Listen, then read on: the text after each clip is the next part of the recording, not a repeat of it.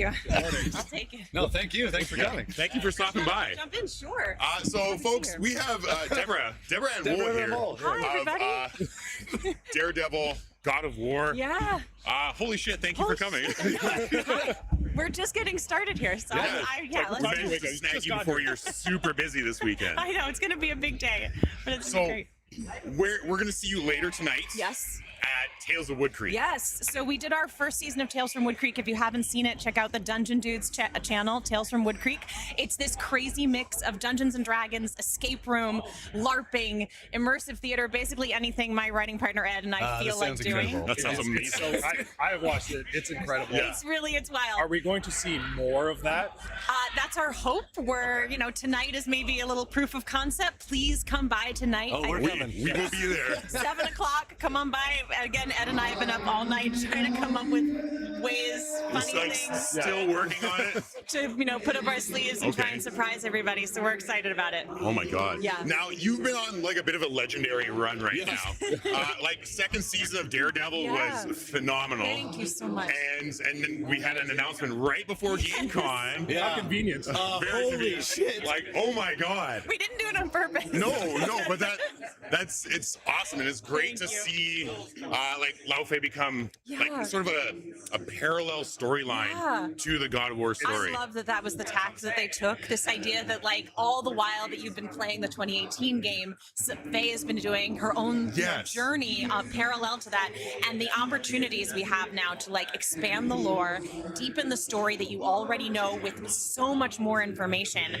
I've been like vibrating ever since the announcement came out. We're so excited. My wife and I have been replaying it, and just the sprinkling of information where they're like, well, this is her axe. This was her thing. You're like, who is this person? So, I mean, Corey has already talked about it. He knew we were doing this game. I mean, he pitched it to me in 2018. Holy shit. I was literally just going to ask you, like, how long have you been holding on to this? I've been sitting on this 8 years. That's so good. And Corey probably longer. And it meant that the whole time that they were making 2018, the whole time that we were making Ragnarok, we knew that this was the next story. So the hints that have been dropped, you all have no idea how much information we have now woven in, the stories, the answers to the mysteries that are within that. My wife has been Nancy Drewing God of War as we play it. She's like that. I'm like, oh, God, that's so good. I love it. Now, I have to ask, because we've seen some videos that you've posted of like motion capture. Yes. What is a day of motion capture like, aside from having to look at Jack Quaid in like a PVC? So, see, he only did a little bit of that. Okay. No, he came in. I'm so glad that he did, though, because we definitely did have the cube on set most of the time, because we have to know where he is, and we have to know how to go around him, and I have to know where to look when I'm talking to the cube. And the fascinating thing, too, is this is a cube that has emotions and ideas. And so how do you take that shape, and how can it like raise one shoulder or cock its head so that it is like a puppy dog? It has some expressiveness. And so we are actually seeing our puppeteers, as well as Jack when he was available to do it, come in and do that work. But I love that day. It is like a tight work day. It's a 9 to 6 work day, because it is all oneers, because if you know God of War, it is one continuous shot, no cut. So you get through pages and pages and pages a day. It is such a more like efficient, fast way to film. And I absolutely love it. It's my favorite job I've ever had. What is the weirdest motion capture like movement? The weirdest movement? Yeah. Motion capture movement. Like there's always like, the opening of the doors, there's you the gotta shimmies. do that. You gotta shimmy through. Yeah. I had to do a whole day, because in the beginning of the game, Faye's a little nerfed if you watch the gameplay. Yes. She's got this thing in her hand, which is affecting her magic. She also has to like get focused and figure out where she is, which is affecting. She also just died. Yeah. So you're recovering. There's a lot to take in There's a immediately. lot going The crap beaten out of her again. She was like, I thought when I died this would be done with, but now there's just more of the same. But yeah, so she's a little nerfed at the beginning, and so we really wanted to see her like be woozy and out of it. So I did like a whole day of just like stumbling around like I was drunk, so that they could figure out how to then like add that into the movement so that it felt natural. It's fantastic. Yeah. Okay, so on the D&D end, because like we're part of a long-standing campaign. Kyle's our Amazing. DM. Fantastic. how long have you been in the D&D universe? Like, how long have you been doing this? Let's see. It's been 15 years since I played my first game. Okay. I was late to it. I came to it as an adult. I know most people start. There you go. Most people start as kids. About 15 years since I started playing, and I want to say just 3 or 4 years after that, I was already starting to write my own stuff. My very first game that I ran was Lost Mines. I love that starter set. It's the one I always recommend, even though it's really hard to get now. And then after that, I just started writing my own things. And the first time I DM'd live was at I think Stream of Many Eyes for Wizards. I did The Witch of Briarcliff. Go find it. Oh, yeah? It's one of my favorite adventures I've ever run. I managed to fool Matt Mercer, which is one of my proudest moments. But yeah, and then from there it just kept growing, and I can't believe I get to do this as a living. That's a great dream there, just like D&D. Well, I have these moments so much. I'd be like, my obituary is gonna say like Karen Page, Jessica Hamby, Faye, and like professional dungeon master. I'm like, what a weird. Hell yeah. I know. That's a great one. No complaints. Yeah, that's pretty good. I'd take that. Now, when you're thinking of stuff for Tales from Wood Creek, for people who haven't seen it, you get a lot of practical effects. It's not just D&D around a table. It's going to an actual set. Yes. You're getting these escape room-esque live things happening. I'm thinking of a desk turning into a Ouija board. Do you just write that down and be like, hey guys, we have to figure this out? Just point form notes of random shit. Kind of. Yeah. So we're very site inspired. So we usually try to find the place that we want to do the adventure in, and then we go and we just spend a lot of time there. And we go, well, what could we hide in different places? What is this inspiring in us? And Wood Creek season 1 was very much a folk horror kind of mid 19th century potions and spells and that kind of vibe. So we really leaned into those things. And I always say lean into trope, lean into these mythologies, these spaces that we kind of have an inherent knowledge of, and then twist it on its head. So you don't want to do just exactly the potion. You want to do something that's going to ask something a little more of the players.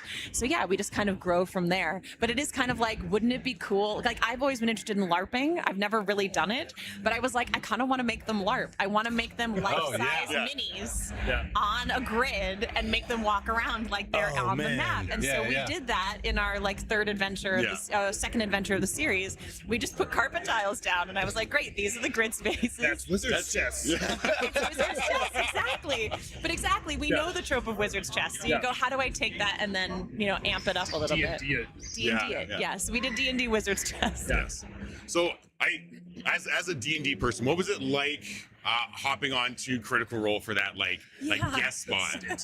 Just that little tiny stowaway. I was so nervous. I've always been nervous about doing the games live and stuff like that. They'd asked me years before, but that was back when they had a pretty toxic comment section, and it was just a live thing. And I was like, that doesn't happen on the internet. No, of course not. I love this game. I don't want to introduce something that's going to make me feel bad about it. Absolutely. So I actually turned them down earlier on. But then Wizards invited me to do Force Grey, which felt safer, and it was with Joe Manganiello, who I knew from True Blood. And then when they asked me to come back, I was like, you know what? I feel strong enough now. I feel like there's more mods, there's more sort of understanding of what this is. And it was a blast. I couldn't believe we played for 6 hours. You just blink and it goes by. And I couldn't believe I got to kill the dragon. I was one of those things where you're like, this shouldn't have happened, but it did, genuinely. And I was literally right before I'd just gotten married, and I was just leaving for my honeymoon. So it was this weird in-between space. Fog. Where I was like, oh my God, everything is happening. But yeah, I love those guys so much, and I would do anything with them. Yeah. That's amazing. Yeah. Well, we're not going to take up too much more of your time. Oh, yeah. This is we could talk D&D for. If anyone is still questioning D&D and doesn't know D&D, please look up John Bernthal's Real Ones interview with Deborah, because that is by far one of the best explanations of D&D. I think I've seen. That's just so. Well, that's the thing to me. Is I think it is experiencing it, because people sometimes they think it's magic, sometimes they think it's a board game, And I want to be like, no, this is just what you used to do on the playground when you were 7 years old. Yes. You already know how to play this game. There's just some complicated, math and systems behind it, but you don't actually need to know that to play. I need to know that as the dungeon master. Yes. But once you're in love, you will read those books like that. It will be so easy and you'll understand it intuitively. So I don't start with the books. I start with the experience. And it's always worked for me. And John was a good enough sport to let me run him through a little spur of the moment thing, and I'm so happy it's resonated with people. That whole podcast was just excellent to listen to. It's crazy because it's actually kind of a sad podcast. Oh, it is.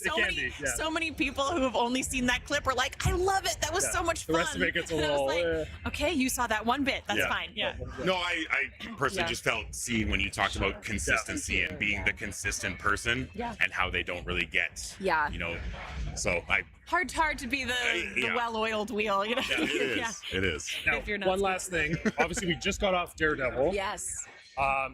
Was there any competition on set now that you've got, say, Charlie Cox doing his first game and winning a bunch of awards, and now you're coming back in being like, and then you've also got Matthew Lillard over there who's, played his character 50-something times on video games. No. I mean, no competition. I think also no competition because, as Charlie will readily admit, he did, 4 hours of voiceover work. He didn't do mocap. He didn't spend years. And I think he's an extraordinary performer. And he very also rightly gave a lot of credit to the French mocap performer that did that work for the game. So it takes a village. I mean, the great thing about video games is it is hugely collaborative. There are hundreds of people that work on these games. And so, I think it was fun to talk about it, but I keep telling him he's got to do it again with the mocap and the void and really dig in and do that work because that's the most fun part. And Lillard, I mean, I love Lillard. We're competitive on so many levels that in a friendly way that he can win that one. I'm sure he's the most experience. But yeah. Well, Deborah, once again, thank you so much for joining us. Thank you so much. We appreciate it. Nice to meet you all. Nice to meet you. We'll see you later. Absolutely, yes. Tales from Wood Creek. Yes, come see our show tonight, 7 o'clock. As I said, we have so many surprises. We hope they work. Even if they don't work, come and see us fail. Pre-order the Laufey game. That's live Pre-order well, you can't yet, but wish list the Laufey game. It's going to be amazing, really. Yeah. I think that was good enough, guys. Good enough. Good enough? Yes. Good enough. Thank you. Have a good one. All right, so we've got another interview here today. Oh, yeah. Introduce yourself. Who are you? What do you do? Hi, everyone. I'm Seth DeGrace. I'm the CEO of Virtual Unreality, and I'm the studio's lead gameplay programmer, artist, animator, and writer. It's a lot of hats. My head is very heavy.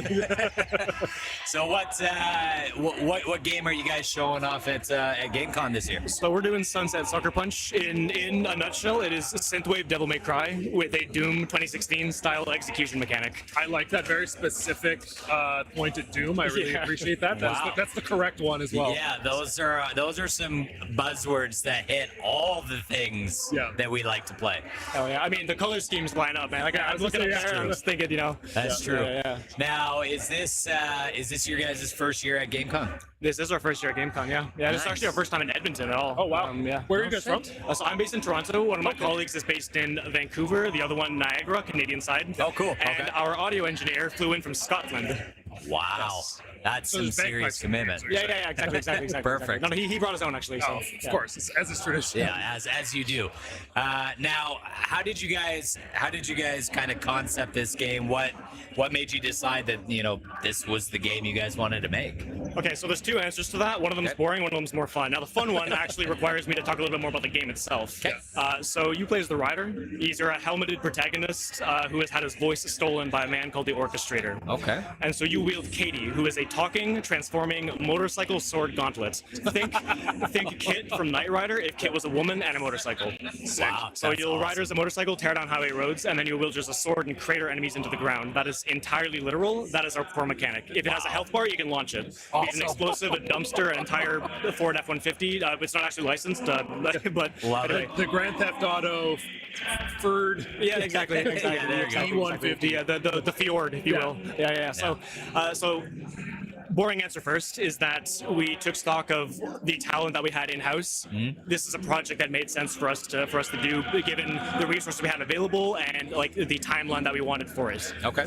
Now, the more fun answer, the one you're looking for, is that years ago when we were working on a project all together in university, we just on repeat played synthwave playlists all the damn time. That was our work music and stuff. And so as we were doing this, there was a little idea that was kind of hatching, you know, of what if there was like a neon-drenched city streets and the dude on a motorcycle was tearing down it, and then he ran into a group of enemies, and then he leaps off his bike as it transforms up his arm into a sword, and then I don't know, maybe he throws like a sling out and then throws the dude into a wall. And we're like, holy, that's cool as shit, man. That's cool as hell. Awesome. But that sounds like an ability, not a core mechanic. Right. So we left it, kind of fantasized about it for years, and then we needed to pick a project to work on. We went back to it, and so I thought, okay, synthwave, easy, replicatable art style. Yeah. It's one that's iconic, people recognize, people like, and this is like a power trip fantasy or something like that, you know. Totally. So we looked at it and we thought, okay, the sling ability, awesome. We want to have a grapple in our game, but what if you just slap them with the sword really hard? Right. And then you launch them. And that was our core mechanic. We saw that. It was fun. We were like, okay, it is extremely fun to do that. And then we thought we didn't want him to hold his sword on his shoulder the whole time. Okay. So what if we gave him a gauntlet instead? And then just one day, as the animator, I just had the idea. So what if, have you guys seen Arcane? Yeah. You know that scene in the first season where Vi gets the gauntlets and she like punches like the chem tank really, really hard? Yes. I pulled up that frame and I looked at it and I thought, what if? Yeah. And so with the gauntlet form, I did that animation, hooked it up with all the VFX and all the hit stop and stuff. We saw that, we looked at it, and we thought, okay, that's it. That's the one. That's the one. It's amazing. That's the one. So it's kind of that's where the Suckerpunch moniker came in. It felt a lot more appropriate there, and from then it was just kind of, how do we make more of this? You know? That's fantastic. And so were you guys here for NAGIS as well? Yes. How did that go? NAGIS was, given especially that this is the inaugural NAGIS, it was really, really good, actually. It was really good. Talking to lots of various people? Like for the first 2 days, it was like all meetings from probably 9:30 until 2, and then after 2, I was talking on a panel, and then the day after, it was 2 pitch panels for publishers and stuff like that there. So lots of opportunities, lots of people to meet, lots of really interesting people around, and it's been a great time. So you've had no caffeine in the last couple days? Oh, I've had a lot of caffeine in the last few days, but yes, that makes sense. Now, with the game, where are you guys at currently, and then what is kind of the timelines or the projections that you're hoping to beat? So we're about, I want to say, 30 to 40% of the way done. Okay. We're in the content creation phase. So like our mechanics are in. I still think there's room for polish, but they are in, they look good, they feel good. Please try our game sometime. I think you guys will love it. 100%. We're literally right over there. Yeah. And so at this point, we need to fill the world, you know, because, this is another couple of buzzwords that's going to sound really funny, but the format of the game is actually similar to Shadow of the Colossus. Okay. Because once you get to the overworld with like the synthwave wallpaper landscapes and stuff, bike form, and there's these marked beacons of light that are bosses. So you transform into bike form, you tear down through the city districts and stuff like that, go from boss to boss and so on and so forth. Exactly. So all that to say, we are now building that world outwards. Yeah. Filling it with enemies and stuff, building the bosses, implementing all the upgrades and stuff we have planned and such. Okay. So it is just, we have the core. How do we stretch it out? Yeah. How do you make that into a full game? And To your other question, we're thinking like a year plus or minus 2 months. Okay. Shopping around for a partner to get us some funding and bring it to release. And, reach the full extent of the audience that we like have integration and such there. And absolutely. that's going to speed up our time. That's fantastic. That's why I'm making Yeah. Makes sense. Yeah. Now, do you guys obviously you have your booth presence here? Is the game do you have a demo available on Steam for people to check out, or is that something that you're looking to kind of expand into? So we don't have something available on Steam right now. It is part of the GCC Fest on Steam, which is really cool. Oh, nice. Okay. The only capacity that we don't have it right now is because of the perfectionism that runs rampant in our studio. Totally fair. The vision for the game is in. What isn't though is the initial story bits. Right. So Okay. that was the first half an hour of the game. That is completely great, and that's what's actually on the show for. Yeah. But we want some dialogue. We want to be able to talk to the play. We want the banger synthwave soundtrack. At least being started to be created. That's in there and stuff, because those two things will sell the vision, and they're very important. Absolutely. Yeah. And so Am I not talking loud enough? No, you're good. The mic's just being weird. Oh, I see. Gotcha. No, gotcha. you're good.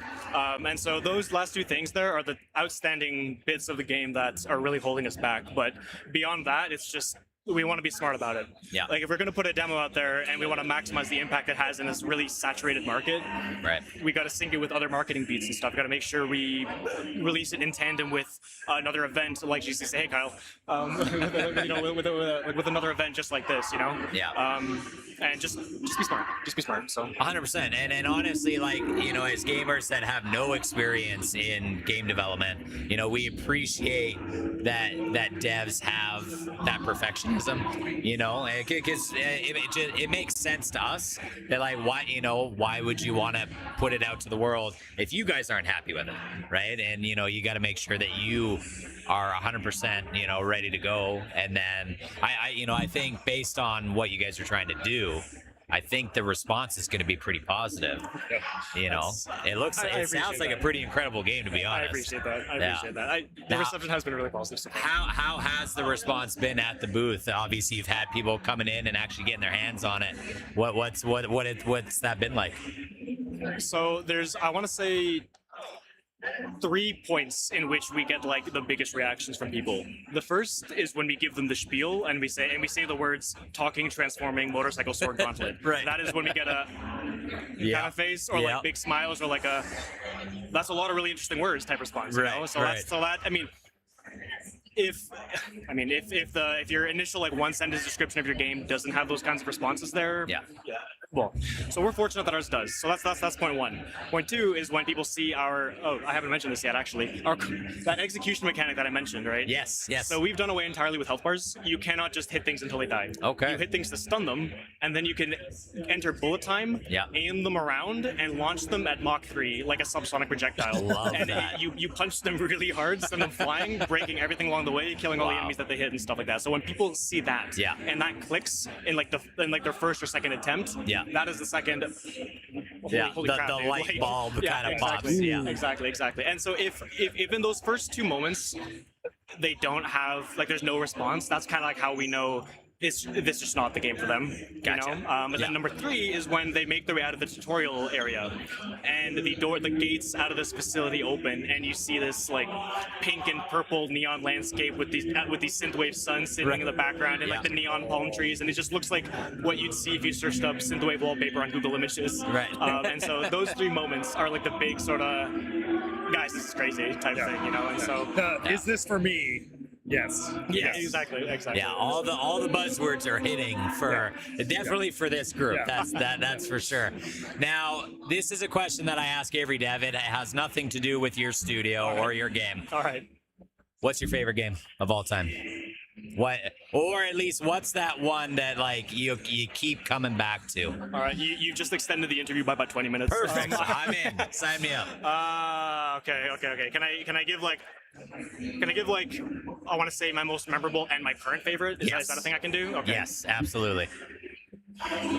Just to put you on the spot. You see, I asked the question hoping to make it easier, and then I promptly like sat back in like a big because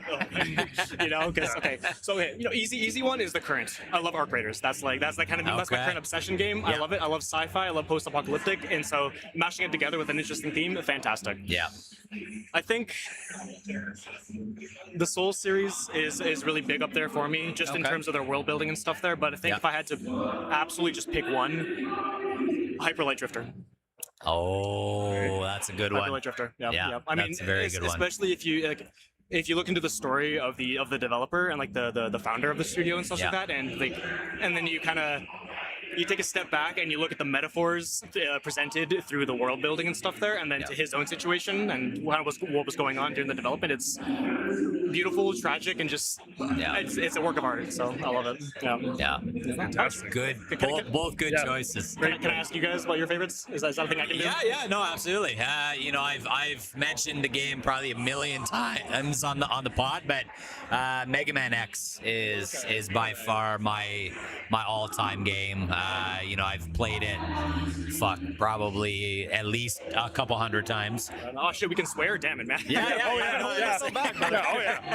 Oh god, I love that game. I love the world building. I love the design.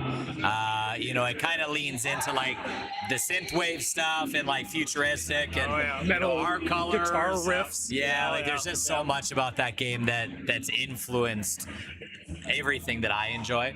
So yeah, that's Mega Man X specifically, the first one. Gotcha. That's my go-to. But I always go back to, if I've got nothing else to play, it's usually Diablo 2. Diablo 2. I am like that early era Diablo BattleNet person, but yeah, that's same thing. just a fantastic game from the time. Glad they've redone it. All the stuff they've added. It's the thing we used to fight over. Like Kyle and I used to fight over on summer break. Who gets the computer first? Who gets to play Diablo? I saw a buddy playing the revisited version and stuff. Though, dude, I've never been closer to pulling the trigger and getting it myself. Like I haven't played. It looks fantastic. It does look awesome. I played a bit of Diablo 3. It was good. It was good. Yeah, it was good. Yeah. But then seeing like all the depth that Diablo 2 had when I was watching it, dude, the story depth and just the way that it hits harder. The story for that one is just like chef's kiss. Yeah, it's so good. It feels like we've sort of lost a lot of that spirit in the pursuit of not accessibility, but like simplicity and like replayability of like the grinds, right? Yeah, Everyone wants the grinds. Exactly. But what happened to just the experience, you know? Well, that's the thing. That's what makes those games memorable, right? It's playing through it for the first time and experiencing those story beats and you know, unforgettable characters. Like that's Diablo 2 is great for that, for sure. So, well, you know what? Thank you so much. One last plug. Where can people find you? Yes. Like if you're looking for your game online, if they're curious about this, what's like shameless plug? We got Steam. That's the best place, really. I think to follow us on forums there and wish lists. Naturally, we do have like virtual and reality Blue Sky and Twitter or X accounts and such. There, we are kind of slacking on our socials. If I'm being entirely honest with you, that's okay. It happens. Our marketing consultant is going to kill us, but yeah. So definitely just Steam for now. I can give you guys my direct line if anybody wants to reach out. You know what? I think I'll come up with a business card at some point, and you guys can, you know. Yeah, absolutely. Seth, I've been told to tell you that your friends say you're a nerd. You know, I forgot about that. How's it going, Twister? Yes. Awesome. It was Sam Doley, wasn't it? Twister or something? Let's see. Oh, it totally is. It totally is. Yeah. Very nice. So definitely if you're at Gamecon this weekend, they've got their booth set up over by the mega stage. Definitely check this out. Drop the name of the game again, just so that our viewers can search it up. Full government name is Sunset Suckerpunch. Sunset Suckerpunch. It's got the mouthfeel. Yeah. Well, it's a That's great not too name. bad. It's I like it. Yeah. Awesome. Check it out, people. Yeah. Thanks so much, guys. Thanks for coming by. Hey, appreciate it, man. We are here with Wyatt and Josh from Fredco. Yep. And you have brought Derf Party again this year. So you were here last year for Gamecon. Yep. We were here the last 2 years. Okay. So it's the third year here. And how's the game progressed from 2 years ago to now? I'd say there's a lot more polish now. It's just been polishing whenever you get time, and this year is one of the ones that's more visible. I'd say a lot of visible polishes here. Okay. Yeah, a lot of like small visual improvements, some quality of life. Yes. And a little bit more of like a bit of a mechanic we integrated. Okay. Oh, cool. Yeah, with the power-ups. Yeah, we were able to implement power-ups. Okay. Add a lot more chaotic fun to the game. Okay. So what is a Derf Party? Yeah, for people that maybe haven't heard about the game before, give us kind of like the cliff notes of what people can expect when they play this. Yeah, so Derf Party, my spiel is it's a shooter party game where up to 4 friends compete in shooting-based mini-games. So basically what happens when you get a bullet hell like Binding of Isaac, but you make it into a party game. Oh. Make sure to fight each other. Yeah. Okay. Because that's not something you often put together, and apparently it's very chaotic. Yeah. It sounds like it would be chaos. Anytime you throw bullet hell into anything, chaos increases exponentially. Yeah, exactly. So it's like there's one way you shoot to kill each other, but most of them you're trying to do some kind of task like stealing the hat from each other, painting balloons, but just not dying. But you just also not dying. That's Just not not dying. dying. Exactly. That's half the game is just not dying. And basically, everyone's tossed into like a series of like kind of fast-paced mini games based on the ones that we kind of mentioned, and yeah, you just go through like a big gauntlet of mini games, and through each round that you play, they up the ante by tossing in modifiers that change things up. Okay. Like one round, everyone is suddenly all fast and can move really quickly. The other round, oops, everyone has inverted controls. Oh so my God. you have to deal with that. Oh, And then I can feel my brain just like flipping on itself. Yeah. That stresses me out. And then on like the final round, we up it even more by adding multiple modifiers at once. Oh, boy. And okay. so, That's hilarious. You could be shooting really fast, and now all the points you earn are tripled. Okay. And so it gives people a good chance to like really make a comeback or make a downfall. It's great for those guys that are terrible in the first couple rounds. They can Yeah. still maybe make a Exactly. move. Okay, Yeah. I like So that. what would you say is your favorite modifier then? My If you favorite had modifier. to pick one. Yeah, is there one that stands out as just chaos? Endless controls all the way. It screws you up so much. It's so bad that even when it's not there, it still messes you up. Yeah. Because then you have to get back to playing normally again. You have to switch your brain again Yeah. back to the regular settings. And then it might come back again later. Yeah. Or you might get it 3 times in a row, and then you're off. So it's like four games where you're just like, I can't function anymore. Yeah, that's crazy. Now, how many? Is it 4-player or it's? Yeah, it's at minimum 2 players, Okay. but it can support up to 4 players. Yeah. Awesome. Yeah. So how long have you been working on this game as a whole?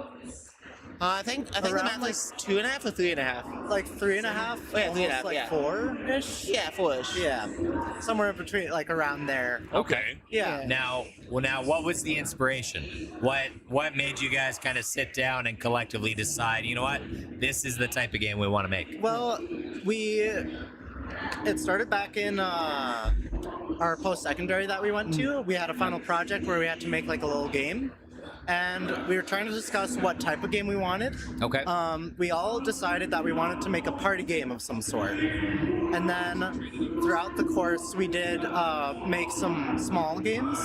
And one game that like we were kind of like familiar with the most was like a top-down shooter. Yeah. So Right. we thought about it and we were like, what if we could make a top-down shooter party game? And so we brainstormed some more ideas, and we got some inspiration from like Enter the Gungeon. Oh, yes. And Great game. Yes. Yep. Great and like game. some other bullet hells, and especially like Binding of Isaac. Yeah, Binding of Isaac is a big one.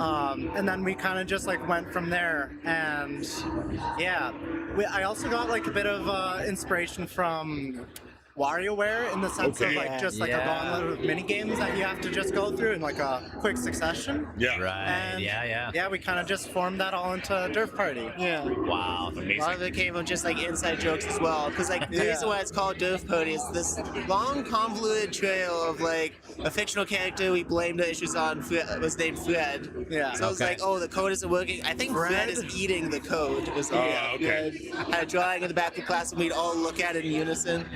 So that kind of that concept kind of just devolved into a character that we just tossed into the game. Yeah. He's the star of the show now. Awesome. It's Derf. That's hilarious. Like, I love that. wouldn't it be funny if we took this seriously and actually made a game about this? Wouldn't it be funny if we actually took this to conventions? This is real now. I love it when Here we are. Yeah, a little joke just becomes Yeah. a whole thing. Exactly. So if anyone's looking to play Derf Party, where can they find it? Yeah, well, it's available on Steam. It just came out of early access in March. Awesome. yeah. Very cool. Great. Yeah. And is there anything else on the horizon? Like, what's the roadmap to full release for you? No, like it is. It is fully released Okay. currently.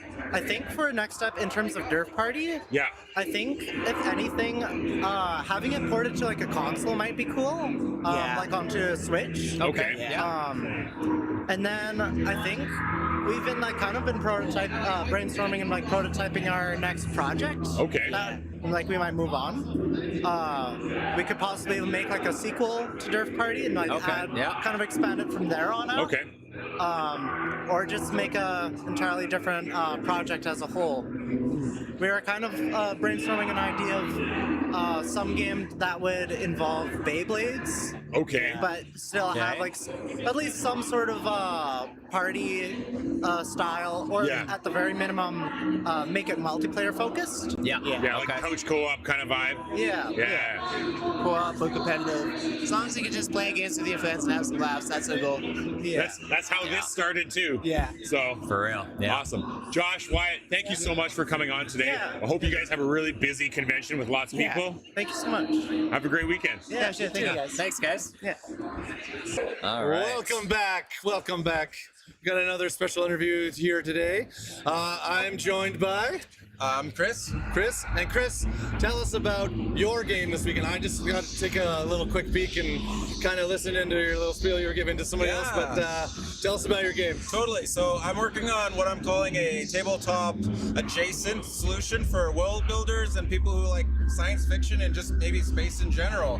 And Stellar Navigator is essentially your tool for creating a unique galaxy or universe of your very own, from the solar system level right down to the planets and the natural satellites that go with it. And there's ability to add your own lore and history and mark it up and let it grow and expand as your campaign. If you're playing a tabletop RPG, as it expands, you can expand the map and everything in it and share it with your friends. It's like I only got to look at it briefly, but it's beautifully designed. Thank you. Like visually extremely appealing. Amazing. Thank you. It seems like pretty intuitive. I noticed that you can choose elements to your planet. Like you can kind of set that up. Yep.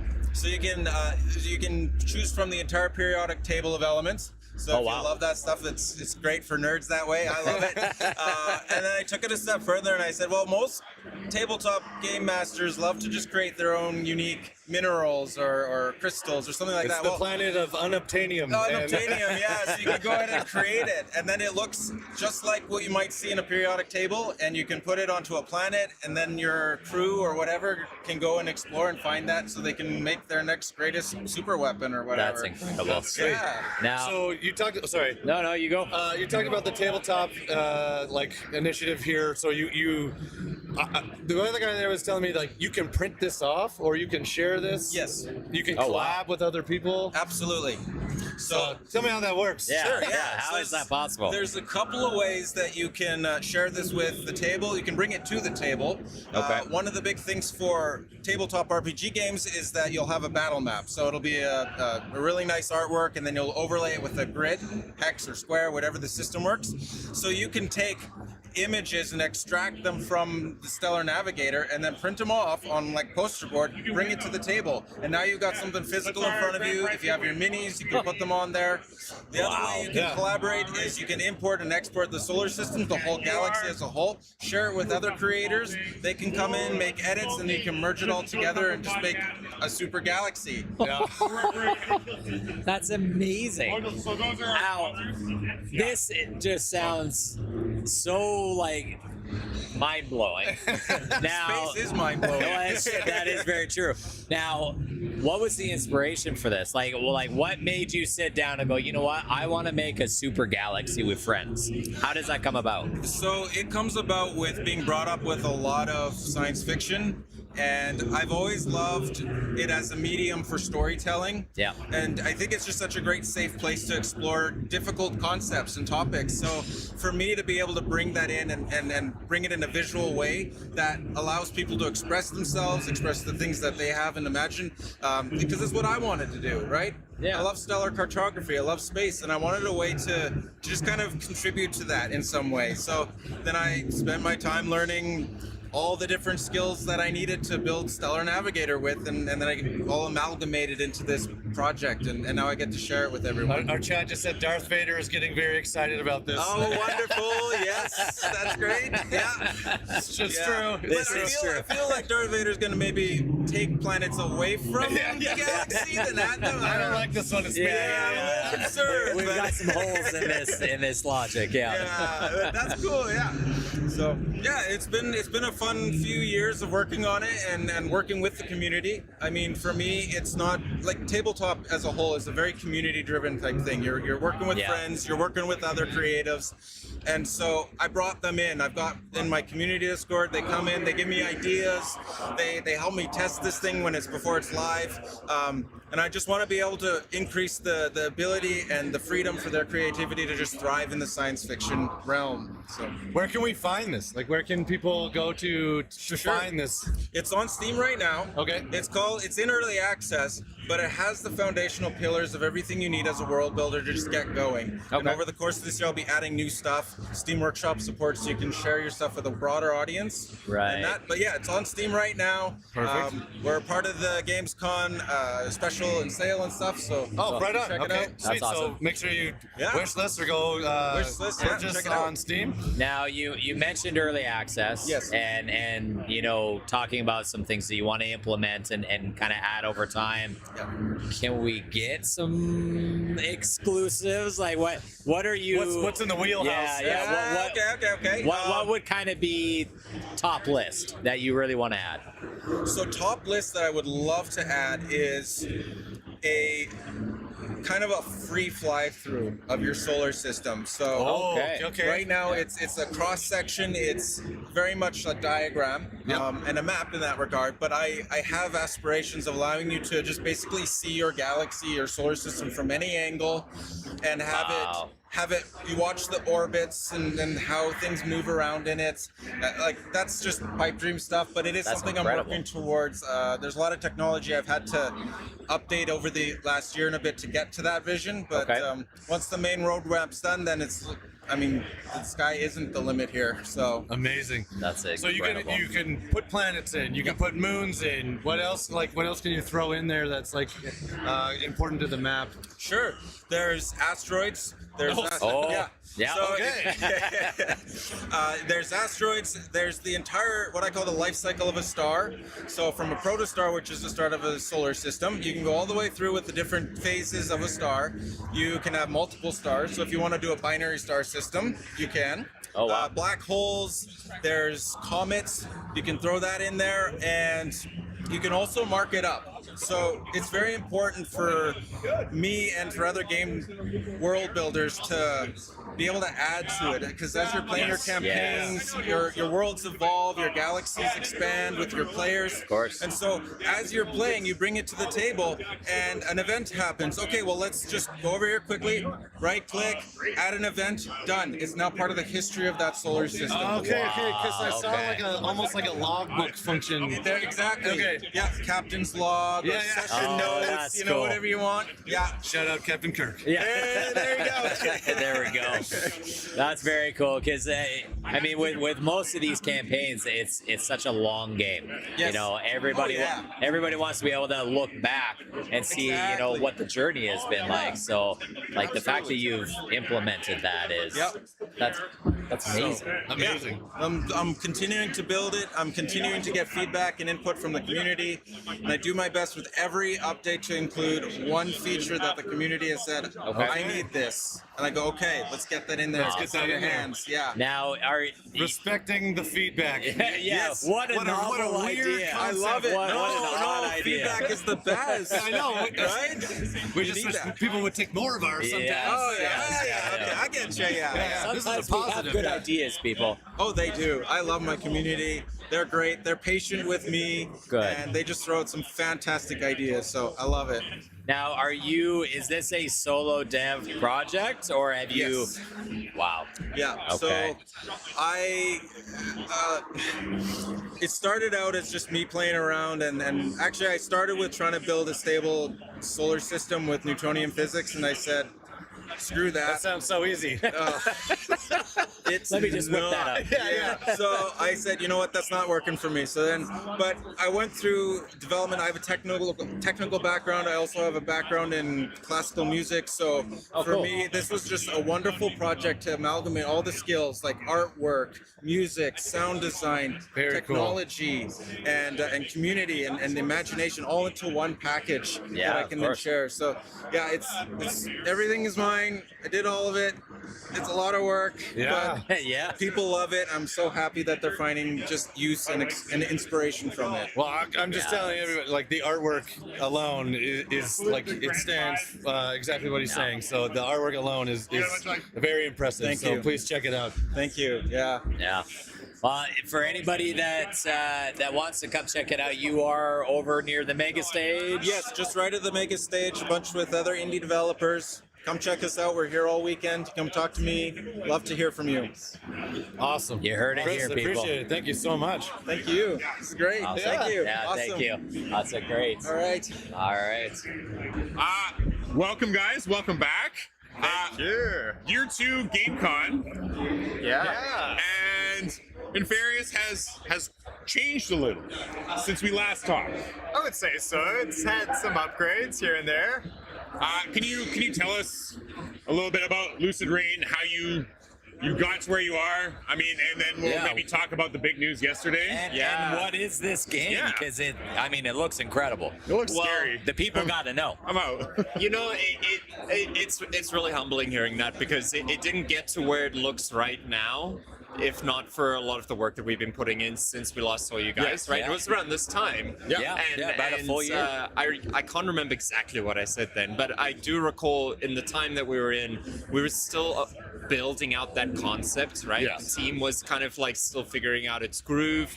We were trying to figure out how the pipeline was going to get structured and figured out, and being remote was, kind of like a journey on its own, so to speak, right? Absolutely. So figuring out a lot of that stuff, and then also trying to figure out how is this game's identity going to evolve, because concept is only really the first stage of a lot of it. Yeah. So a lot of last year or the past year has been trying to figure a lot of that out, and I must say I'm really happy with kind of like how things have come together for us, especially, our team has slightly grown since I last chatted with you guys, right? We've added certain additions to the game that we wouldn't have even thought of if they hadn't brought it up to us, right? Okay. And then outside of that, the community in our Discord server has just really, really kind of like popped, which is really nice, because a lot of what we do in game development is kind of like, you see all the skeletons of an idea in their ugliest states, and then you try and tell people, hang on, when I put some meat on this skeleton, it's gonna look real good, and then I'm gonna put some clothes on it to make it look good, but then the clothes need to be fashionista, right? And then after that, I need to give it a personality that's charming, right? And a lot of that just takes a certain amount of time, right? And it does take a lot of trial and error in figuring out how that identity builds. Okay. So we have kind of gotten to this point that I think we're comfortable to show it to the public. Right. And it's definitely kind of like the goal, and it makes us a little more confident for like the end of release to come here. So yeah, man, I know it's a bit of a long form answer, but fuck, man, it's am I allowed to swear? Yes, you are. Okay, Absolutely, you are. Yeah, that's why I love you guys. Are we being rude? Should we be introducing the studio and who we are and everything again? Probably a good idea. Let's rewind. Let's go back to the start. Who are you? What are you doing here? All right, so we are Lucid Rain Studios. I'm Ricardo Ritter, the tech director, CTO of the studio. Richer Ritter over here, he's the game director and CEO of the studio. How many hats do you have on right now? Oh my god, it's too many. He mentioned two roles. There's, I think, like another 3 on top of that with us right now. It's all over the place. But yeah, we're a local studio here in Edmonton, specializing in horror, but we're currently making Inferius, which is a blend of horror, deck builder, all set in the Divine Comedy. So if you think Amnesia and Inscription, it's a combination of those two. Yeah. So how did we transition to like deck builder with the game? Yeah, so deck building has always kind of been in the roots. It's actually how the game came to be during game jams and stuff. That's when we first conceptualized the game, right? Okay. It was just supposed to be a 2D deck builder. Okay. Then we got a little bit over ambitious and we're like, man, you know what was really cool is when Inscription had that 3D aspect of being able to walk around, the horror behind that. What if we did a little bit of that, right? So we started playing with that. And we're like, be even cooler if this was set in the Divine Comedy. And then from there, this whole narrative really like started to form, and that's when we started to iterate on the whole story of the underworld and our interpretation of the Divine Comedy. Okay. The skeleton. Yes. Yeah, it's. I'll be honest with you. I watched your trailer yesterday, and as soon as I saw somebody with multiple arms running towards the camera with multiple faces, I was like, okay, let's relax a little bit. That's a little freaky, but no, honestly, like you guys have such a unique art style. Thank you. You know, it really speaks to just the creativity that's there. Yeah. You know, the horror genre there's a lot there in the gaming industry, and it still looks like you guys have found a way to kind of separate yourself, you know, from some of the other games that we've seen. Now, you mentioned the deck building side of it. That, I think, is a pretty unique aspect of this genre. How does that play, and like what are sort of the mechanics that are involved with that? Yeah, so if you think of like traditional roguelikes, right? Let's think Slay the Spire as an example. You usually will, you know, select the next location on the map if you want to take this route or that route, right? So this one leads to a shop, that one leads to a battle, right? Ours follows a very similar suit, except you're actually physically walking to these locations. Okay. Kind of similar to like Act 2, Act 3 of Inscription. Yeah. They did a top-down method. Yeah. We're doing a first-person horror method, so it's going to be very much like Amnesia, exploring and going deeper into this nightmarish territory and trying to collect resources, collect cards, while trying to evade from creatures hunting you down, and eventually making it to these card battles where you'll then be able to challenge different entities and the rulers, the bosses themselves, to try to reclaim your soul and go deeper into the inferno. That's a really cool. I love the mix. Yeah. You know, the first person horror with the deck building. I really like that. That's really cool. And then it mixes well with the narrative where there's this whole game being played with the different rulers, right? Right. I don't know if Rocher wants to touch more on that, on how like these rulers treat you as a peasant, a pilgrim, right? You're just there. You're an observer. They rule everything. Yeah, there is this larger idea that we're not just trying to build a single game. We're actually trying to build an IP that can be expanded upon in our future games. Yeah. So it's no surprise that our main cast, our main characters, is actually the entities that you're up against. And we do want you to feel like these immortal beings, you know, keep following us in our games. You're going to start noticing a connection that we're going to be building with in sort of like an anthology style, right? Right. And the kind of like idea of the deck building side of it, right? Thing with games right now, and the way we want to view our position in this larger sphere with our game being a narrative driven experience, is we want people to look at us and understand that we're going to do something not just unique with the narrative and the gameplay, but we're also going to be doing something unique in terms of how it's presented, right? And with Inscription kind of doing something that shook up the industry and it created this audience that unfortunately didn't really have a lot of follow-up in terms of, you know, card horror kind of games. We saw an opportunity where we could come in and fill that gap that was needed, right? For sure, So we are catering to a lot of that Inscription audience, but we also want to make sure that our game is accessible to people who love a narrative horror driven experience, right?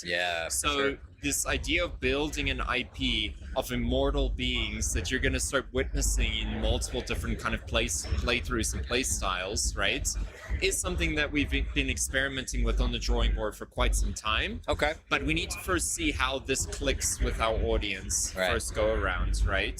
For sure. And right now, I will say, like, one of the biggest points of validation is that people are seeing the narrative, they're seeing the art style, they're seeing the gameplay, and one of the best comparisons I'm getting is like, oh, this is Yu-Gi-Oh! This is probably Yu-Gi-Oh! Isn't that crazy? That is crazy. Like I'm getting Yu-Gi-Oh! In our comments, in our comparisons. I'm getting people like, you know, making cool Yu-Gi-Oh! References. Oh, your heart is in the cards, kind of thing. And I'm like, oh, fuck yeah, that's awesome. I'm nerding out, right? Yeah, that's so cool. So it's good because I want people to understand a kind of gap that we're filling. so that you can also recognize and kind of see the vision of the games that we're going to be building down the line, because it is going to evolve from that, right? So yeah, the narrative does take a central role in this game. That's why it is a single player game. Right. And we want players to understand that they are a participant in a ritual that's happening in this game. What does that mean? How does that make you kind of like experience your journey a little bit differently by knowing that? Absolutely. Also, it's the underworld. What secrets have we kind of like left around for you to discover? That's some of the beauty about making a horror game, is you can make a lot of secrets. You can do a lot of fun things that will kind of catch someone off guard a little bit, right? Yeah, for sure. So the narrative, you know, when we're directing it, and I'm speaking with my writer, right? One of the first questions we're asking ourselves is, how can we take someone who's looking at it at the front end and start asking questions on like, what is going to be around that corner, what is going to be on the side path that clearly isn't part of the golden path that's designed here. Is there something worth exploring there, right? And that is kind of like the questions we want the player to start answering, right? Because if you're going to find those those scary paths, we're definitely going to reward you for going there. Hey, there we go. But we're also gonna, you know, make you suffer for it. Exactly. Yeah, you gotta earn it. Yeah, you gotta earn it. Now you mentioned a little bit about the community. Obviously, feedback is crucial. Yeah. You know, in game development. You guys mentioned Discord.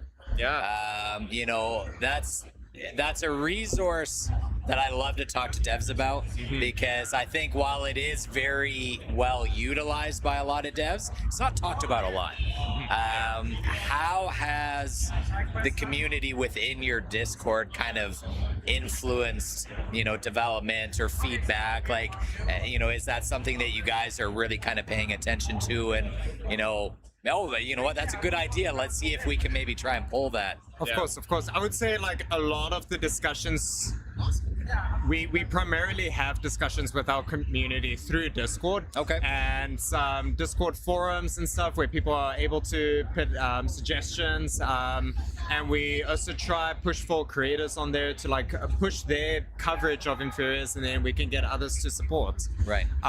So one of the big things, again, there's a lot of discussion, especially when we share the arts and stuff, and people are like, oh, it'd be so cool to add an arm to this, or add this kind of design to the card, or asking more about the card combat, and suggesting stuff like little mechanics on like flipping the coin during battles, not only for your turn, but for special effects and stuff like that. And we're like, that is sick. Yeah, let's do it, right? So all of that plays a key factor, but then, you know, we're going to be starting to run some polls, some art competitions. Nice. Okay. Yeah, so we definitely want to get the community who want to support the game into this as much as possible, because, hell, our ideas are good, but with further suggestions and feedback, it can be a lot better, right? Yeah. So we always want that from the community who wants to play the game. We want to give them what they want. That's amazing. Awesome. Love hearing that. Yeah. Nice. Yesterday was a big day. Yeah, we got to get into it. Can you tell us about what happened yesterday and how that went? What was going through your mind? Take us through it. It's crazy. So I guess Rocher he's been pitching all day, right? He's the one who ran the pitch deck and everything, and again, it's been hours and hours of doing this. He texts me, he's like, dude, I've got a migraine. How do you feel about pitching? I'm like, I can pitch. Like I've sat in a couple of your things, you know, I can probably figure that out. Yeah. He's like, oh, how do you feel about pitching 5 times in like, you know, a 30-minute span? I'm like, yeah, I can probably do that. Why are you asking? It's like, how do you feel about pitching in front of 5 judges? I'm like, oh, this is for the competition. And he's like, yeah, I've got a migraine. Like, I literally just can't do it. So I was like, send me over the slides. Let me see. Let me try, you know, get some prep in. And I enter in there. He hypes me up. He's like, you got this. Like, don't worry about it. Just go be you. It's a round table kind of setting. Okay.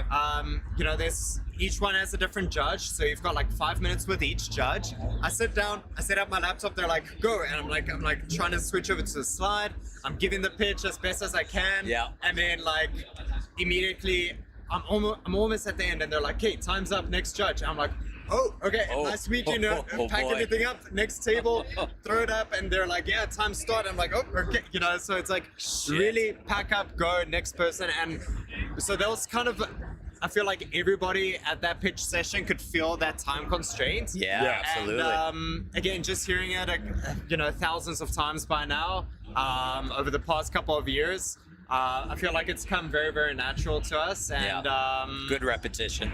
Yeah, I gave it as best of a shot as I could, and yeah, they started announcing the winners later in the evening, and I'm like, I told them beforehand, I'm like, guys, like, I tried my best. We'll see how it goes, but don't hope for too much, right? Right. They announced third place, and we're like, oh, we know that studio, and we're like, applauding, we're like, you guys go. Yeah. They announced second place, and we're like, they got second? Like, who got first? You know, and we're sitting there, we're like, man, it must. We're so trying to excited figure out who it is. You made it. Yeah. And then they announced us as the first place, and we're like, oh shit! And like we're all hyped, we're all three running up to the stage, except our award. Like it was really, yeah, it was a pleasant surprise. So this was the big indie pitch. The big indie pitch. So with first place, what comes with that for you? So, aside from like huge implications for your studio, great recognition and everything. Yeah, I think for us, what comes for us is just kind of validation, right? Yeah. Like, you know, it's one thing to be pitching to people who've seen 1,000 pitches over and over again. It's another thing for us to walk into it saying that we've done it 1,000 times over again, and we're now confident about it, right? So there is that aspect. On the other side of it, from what I understand, we do get like an article, I think. Okay. Oh, awesome. Okay. Don't quote me on that, but I could be wrong. I think we get an article. And then what's really cool, and I'm excited about it, is we get a bat, apparently. On the website, they say we get a bat because we get like... bat? Well, think about it. It's because it's like a big indie pitch, right? Hell yeah, that's a dope trophy. Yeah, it's really clever. Yeah, right? So we'll add that onto, you know, kind of like find a way to mount it at your studio. Yeah, I think cool. also, you know, they do the big indie pitch. I think a lot of devs know about it, and the community knows about it. So we're going to be able to get a badge. They're going to reach out to us, give us all the formalities and stuff. Okay. It is a really, they're going to give us yes. feedback. Yes, and that's what's the biggest part because I can always do better. I'm never perfect. Even if I'm almost there, I want all the feedback. I want to be demolished. Of course. Right? So, yeah, absolutely. Well, you're always your worst critic too, right? Yeah. So. Oh my God. Yeah, these guys. I went today. I was like, guys, sorry guys, I fucked up. Yeah, so we're out of it. I had faith. That's why I asked you. So then what's next for you? What's the next steps as far as Inferius goes? Yeah. So we're pretty busy these next couple of months. We're gonna be going to Germany. Yeah. We're gonna be going to Germany. Okay. We're gonna be showcasing. You guys should come. Are you guys coming to Germany? I would love to. Not to put you on the spot, but you guys should come to Germany. Daryl, we're going to Germany. All right. Yeah. But yeah,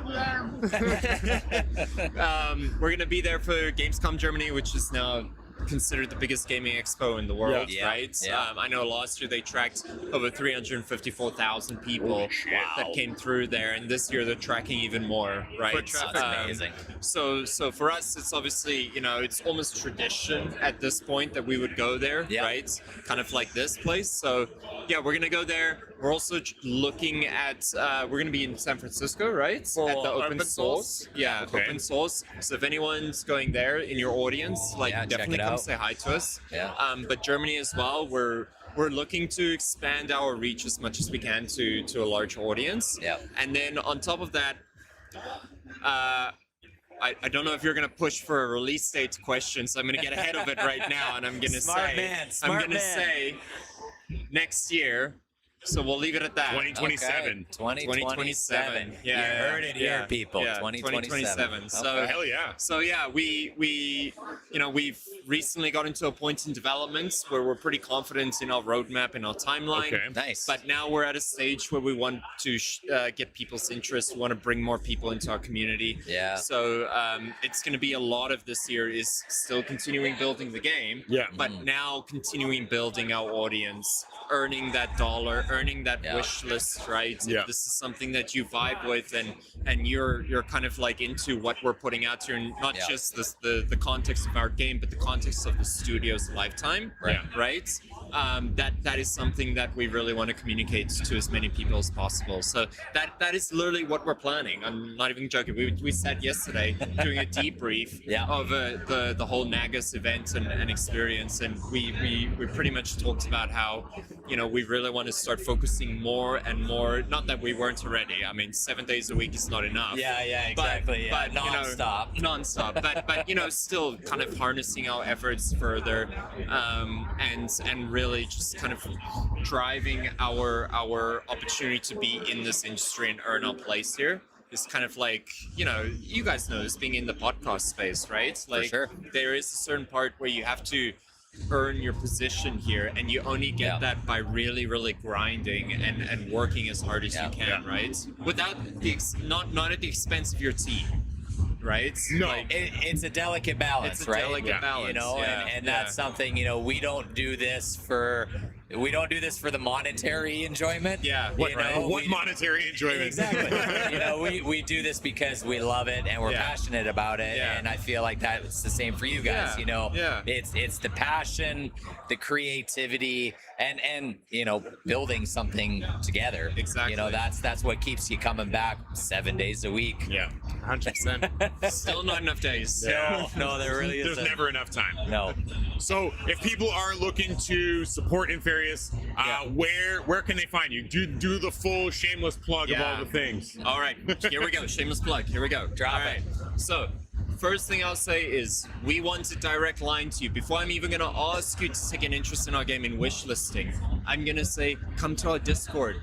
Meet the cool people we have in there, right? Yeah. See some of the cool shit we got going on, right? I want to see some of the cool shit that you're doing, right? If you're making art, if you're making some horror stuff, bring it. If you're not and you're just interested in talking about Obsession, right? That wild indie movie, or you want to talk about any other game that you're into lately, let's talk about it, right? Because that's really what it's all about. After that, or simultaneously, go and wishlist my game, right? Yeah. We do drive a lot of our evidence in terms of us being in the right place, in the right position, in terms of building the game from wish lists. Wish lists are how That's you a big communicate. industry metric. It's so much better than any like that I will receive on a video or any kind of like comments, right? Although I do want comments, but like the wish list is probably the most direct, free way that you can kind of pledge your interest in what we're putting out, right? So that's where I'm gonna do the biggest shameless plug in. Ricardo, do you wanna get into some of the other stuff? Yeah, so obviously if you join the Discord, like you mentioned, again, all that discussion on feedback and suggestions for the game. Aside from that, we're also exploring Kickstarter options. Okay. So, we actually have printed out a deck just to see what it would look like, right? You got a sample deck? Of our actual card arts and everything, right? That's so cool. So, I'll show over here. Sounds good. Let me get some of these for you. And then some for you. So this is the actual those are like the arts from- major So that'll be tarot straight cards. out of the game. Yeah. Wow. And then we've my got the God. minors as well, those are right? fucking Which rad, actually buff man. these in the game. Okay. Yeah, those are so the art so on these cool. is phenomenal. Yeah, so a lot of people love it. We're really, that's really really, proud of really our 2D arts team and even the 3D arts team. Like the arts for the game has been a huge point for all the fans. Yeah, such a cool, unique. These are so fucking cool, right? Yeah. I'm so happy with how they turned out. And then we also, for those who like the tarot card aspect of it, we got the large full tarot cards. Right? Damn. So we're exploring all of these. We've got a bunch of like in-game props as well, like with the card table itself. Okay.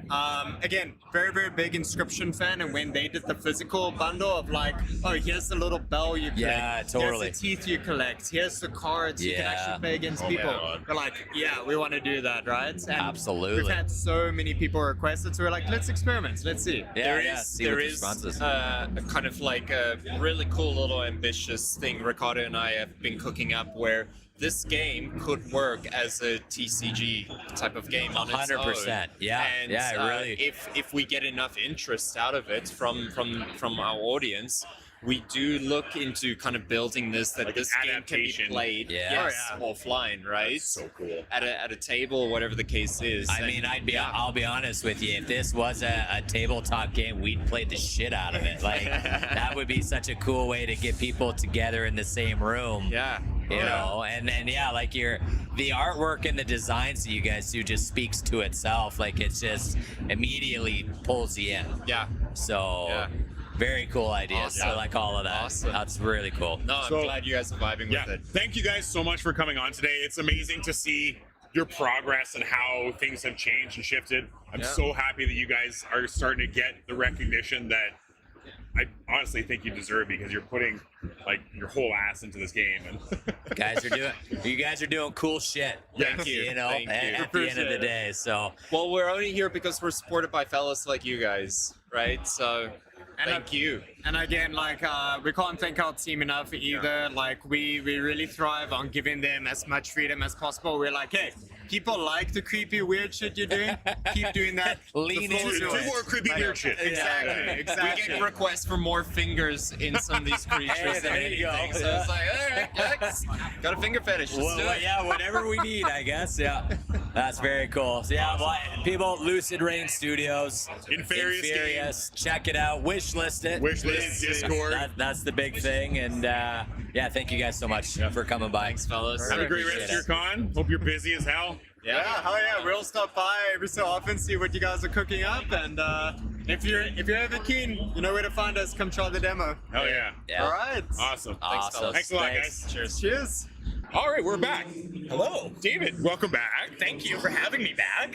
So David is from Logomancy. Yes. Logomancy Media, yes? Yep. Yes. What have you been doing this weekend at Gamecon?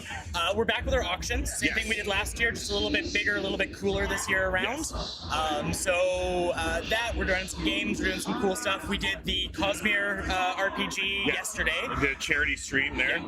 Which was an absolute blast. And then, we're back just promoting our auction, kind of getting ready for Roll for Wishes and all of the cool stuff we do with Make-A-Wish. Awesome. Promoting a little bit. And then, the charity auction's been a really big hit this year. So what kind of things are you auctioning off this year? So we've spread out a little bit. So we have a bunch of our TTRPG content that we've done. Monty Cook Games donated some books. The CEO of Cobalt Press donated his personal copy of Dungeons and Ruin. Ooh. There's 12 of them ever made. They're hand-bound, leather, gold leaf, 100% by hand. The only one that's ever gone up for auction went for $900 US.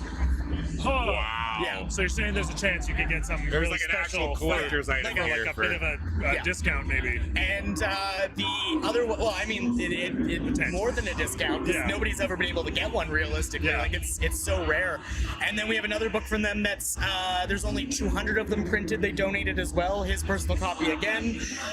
Quartz and Faye. It's so much fun. There's so many cool things. And then we've spread out. We've got Beacon represented there, so same microphones you guys use. Shut up, Beacon. They donated a full creator package. That's their Mix Create. That's the arm. That's the microphone. It's everything you need, and a Hillboat plushie. So if you want a Hillboat plushie, this is probably the last one that's going to go out because they're not making any more for a while. Okay. So if you're interested, Dang it, Grant, where are you? He'll be here. I promise. We talked to him this weekend. Yeah. He helped us with a bit of our setup. So yeah, it's been a blast. We've been super busy. This has probably been our favorite GameCon so far. Yeah. And us every year. Yeah. Every year it just gets better. But it's been very, very busy. Yeah. So you're the auction. Yeah. All of that's going to Make-A-Wish. Make-A-Wish Canada here. Make-A-Wish Canada. Yeah. Is there anything is it earmarked for anything specific? They don't have anything planned. So the wonderful thing about Make-A-Wish is you don't really get to say like, oh, it's going to this wish. Okay. You say, every $100 is a small wish, every $500 is a medium wish, and then it goes up to about $1,000, where that's usually a pretty full wish. Okay. And then you hit 10,000. Those are those like Disney trips for families that everyone hears about, right? To meet John Cena. Yeah, exactly. That kind of fun stuff. So it really depends. So we give it to Make-A-Wish. They use it as they need. Okay. So you may be helping a family. You may be helping a whole bunch of families. You never really know until you're there. But it's all positive. Yes. It's all fantastic. All for a very, very good cause. Yes. 100%. So what else do you have planned for this weekend for Logomancy and for like Make-A-Wish fundraising? So we're hoping to do a couple of things at the actual Make-A-Wish booth that's here. Okay.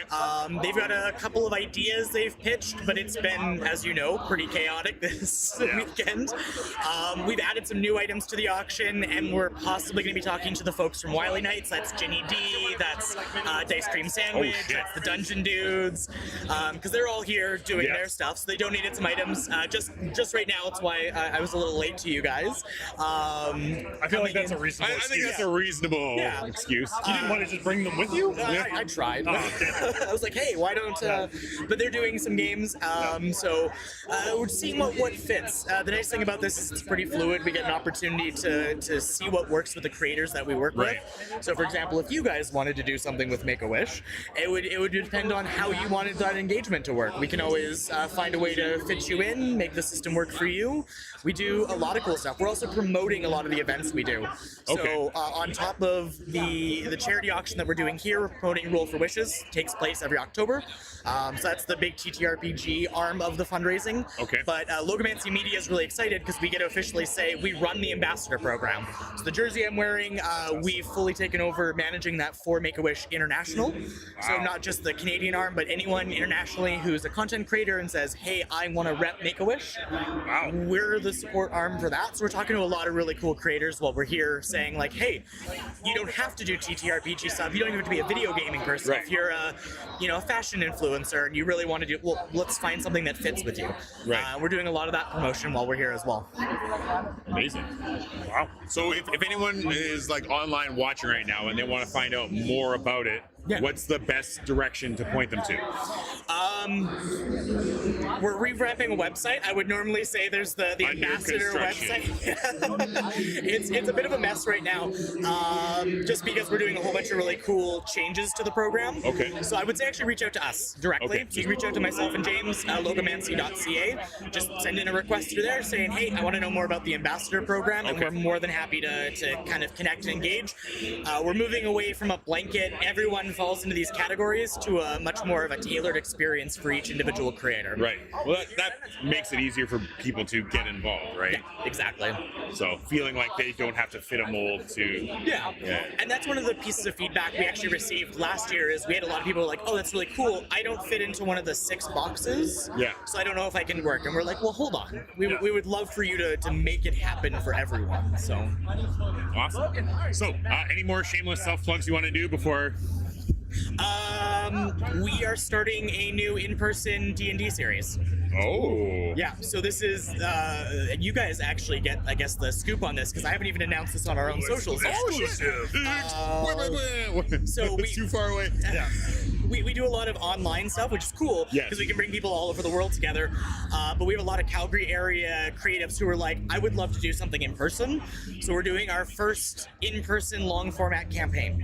Oh, wow. So we'll start filming that. And the big change is it's not going to be live streamed. We're going to record it. We're going to upload it in sections.